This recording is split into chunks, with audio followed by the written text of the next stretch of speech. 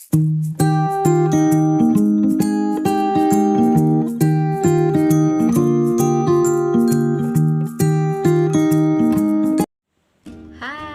welcome to my YouTube channel.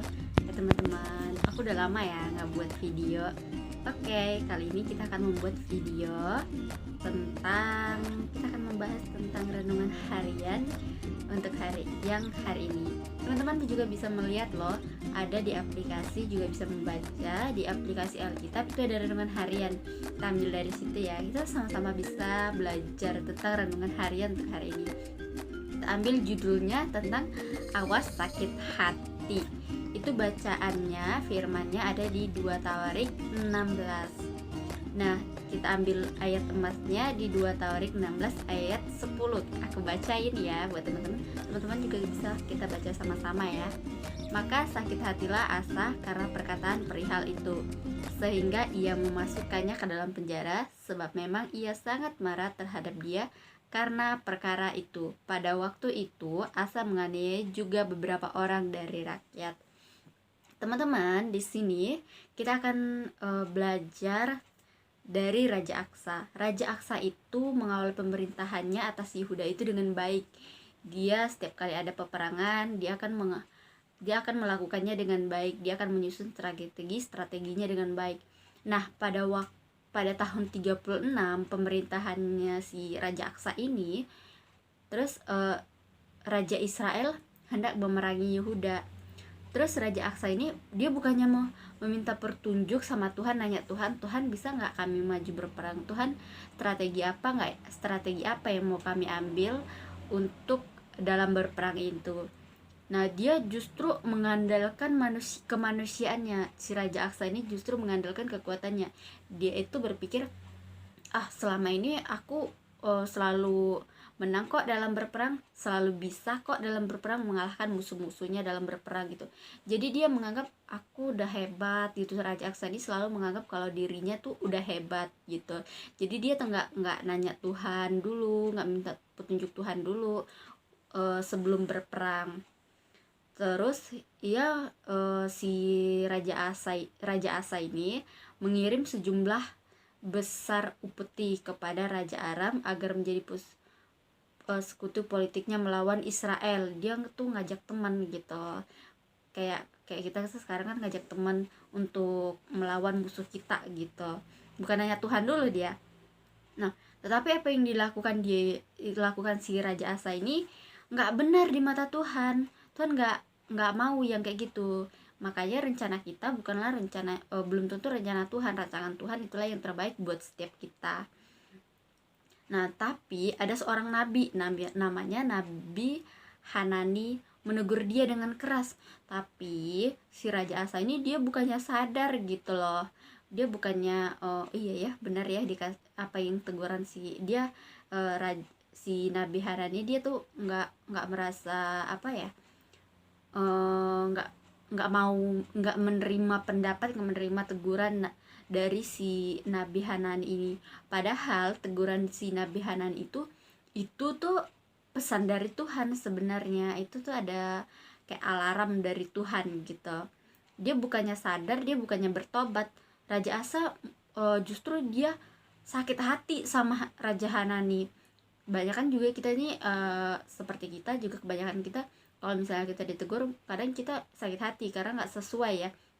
Kok dia negurnya kayak gitu sih, aku apa sih kamu gitu kan, aku tahu kok apa yang mau aku lakukan, kamu nggak usah ikut campur gitulah bahasanya ya kan. Nah, karena dia selalu mengandalkan kekuatannya sendiri gitu, mengandalkan dirinya sendiri. Nah, kini Raja Asa benar-benar bersandar pada manusianya. Nah, di sini di dalam renungan hari ini juga dikatakan, tidak masalah berapa lama kita menjalani hidup dengan mengandalkan Tuhan. Masih bisa jatuh dalam dosa dan mengandalkan manusia. Tetapi ketika teguran Tuhan itu datang kepada kita, sebenarnya Tuhan itu sayang sih sama kita. Dia negur kita tuh bukan karena Tuhan tuh benci sama kita. Tuhan itu menegur kita melalui dari teman-teman kita. Justru Tuhan itu sayang sama kita. Justru Tuhan itu sangat mengasihi kita. Tuhan itu menegur kita kita tuh udah menyimpang loh dari jalannya Tuhan, udah nggak sesuai loh dengan kehendak Tuhan. Nah, Tuhan itu mau kita tuh tetap berjalan terus di dalam kehendaknya Tuhan. Tuhan itu mau kita tetap berjalan di dalam rancangannya Tuhan, karena rancangan Tuhan itu yang terbaik buat kita, karena jalannya Tuhan itu adalah jalan yang terbaik buat kita. Nah, tetapi ketika teguran Tuhan itu datang, ada dua respon kita merespon dengan positif atau kita akan meresponinya dengan negatif. Nah, ketika kita meresponinya dengan respon negatif, kalau itu tegurannya menurut kita itu ngapain sih negur-negur kayak gitu, iri lo ya gitu. Jadi kita jadi bebal hati. Jadi itu sebenarnya yang akan membuat kita terjerumus jatuh di dalam jurang itu ketika kita nggak mendengarkan teguran yang baik itu. Sebenarnya contoh simpelnya gini nih, kita lagi berjalan tuh di depan tuh ada lobang gitu, teman kita udah nenggur nih, jangan jalan dari situ, itu ada lobang di sana, ntar lo jatuh gitu. Terus kita karena kita merasa sakit hati, kita nggak terima teguran dari teman kita bilang, so tahu kamu ya, aku tahu kok jalan sini tuh bagus, nggak bakalan ada lubang, nggak bakalan jatuh dalam jurang gitu. Nah, ketika kita nggak mendengar teguran dari teman kita, padahal itu teguran yang baik gitu, alarm yang baik buat kita gitu, dan kita jatuh di dalam lubang itu, kita tersandung, aduh jatuh deh, aduh sakit deh, masuk dalam jurang deh, aduh gitu, sakit, kesandung deh, aduh ada batu, coba tadi nggak denger omongan teman tadi ya, teguran dari teman tadi ya gitu, aduh jatuh gitu. Kita baru sadar gitu, akhirnya kalau udah kejadian gitu, udah sakit, udah jatuh, nah gimana lagi coba, udah sakit kan gimana. Nah itu dia, makanya di sini tuh di dalam renungan harian itu kita diajarkan untuk nggak bebal hati, jangan jadi orang yang bebal hati untuk menerima teguran-teguran dari orang yang menegur kita kalau itu ada teguran baik.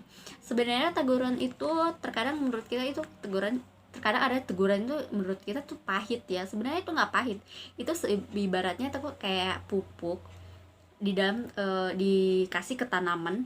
Itu pupuk itu sebenarnya kan bau ya, ada pupuk yang kayak bentuk kotoran gitu kan, nah bau sebenarnya, tapi itu sebenarnya adalah menjadi pupuk yang bagus buat tanaman, jadi bagus, ntar tanamannya akan tumbuh dengan baik, bisa mungkin jadi subur gitu.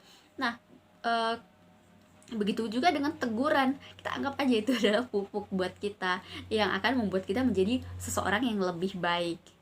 Nah, di sini kesimpulannya dari renungan harian yang boleh kita sama-sama baca di dalam judul yang kita ambil sakit hati ini, yaitu kita tuh harus terus belajar terus menerus belajar untuk merendahkan diri agar tidak merespon teguran dengan sakit hati, agar tidak merespon teguran itu dengan hal-hal dengan respon negatif, agar kita tidak sakit hati.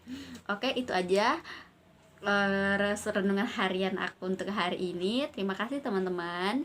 Jangan lupa subscribe, like, komen, dan share video ini ya, agar kita sama-sama membangun channel ini.